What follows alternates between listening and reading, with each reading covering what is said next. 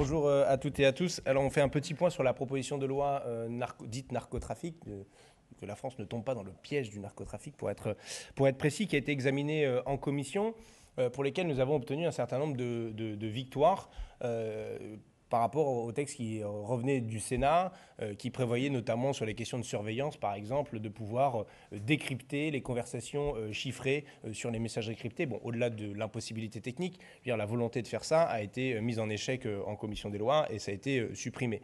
Je pense notamment aussi au dossier coffre, vous savez, qui a fait tant parler, pour lesquels les avocats se sont mobilisés en expliquant qu'il y avait une grosse difficulté à soustraire un certain nombre d'informations dans l'enquête du point de vue des grands principes du droit et du droit pénal.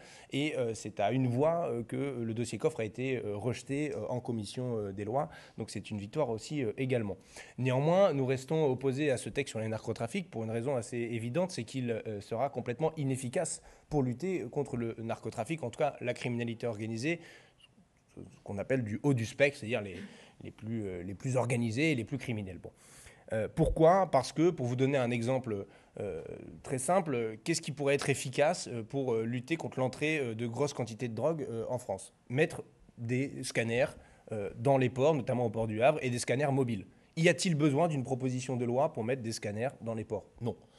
Par exemple, autre élément, les offices centraux de la police judiciaire qui luttent justement contre ce haut du spectre dans tout un tas de domaines, l'Office central de lutte contre le blanchiment, l'Office central de lutte contre les infractions fiscales et financières, l'Office central de lutte contre la criminalité organisée, oui, il y en a un qui s'appelle comme ça, donc c'est déjà aujourd'hui fait.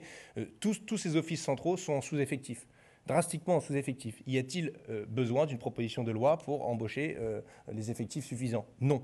Y a-t-il besoin d'une proposition de loi pour avoir une juridiction centralisée, nationale, qui coordonne l'action judiciaire en matière de criminalité organisée? Non, puisqu'il existe déjà la JUNALCO, la juridiction nationale de lutte contre la criminalité organisée. Donc en réalité, ce texte de loi est un texte de communication politique à la main de Gérald Darmanin et de Bruno Retailleau, les deux ministres de l'Intérieur que compte maintenant désormais la France. Et qui du coup ont envie de faire croire qu'ils vont faire quelque chose de plus que ce qui ne serait pas fait aujourd'hui. Avec cet élément supplémentaire, c'est que néanmoins, le texte comporte des reculs très graves et des problématiques discriminatoires extrêmement importantes qui n'ont rien à voir avec le haut du spectre. Je veux notamment parler de cet article qui prévoit une interdiction de paraître dans un quartier ou l'obligation pour un bailleur de rompre le bail dans des HLM, quoi, dans les quartiers populaires, si quelqu'un est suspecté d'appartenir au trafic de stupéfiants. C'est-à-dire une décision administrative si on vous suspecte de participer au trafic de stupéfiants. On en est là. C'est vrai que M. Retailleau n'est pas très fan de l'état de droit, mais quand même, on n'est pas obligé d'aller sur des mesures qui sont complètement discriminatoires et disproportionnées.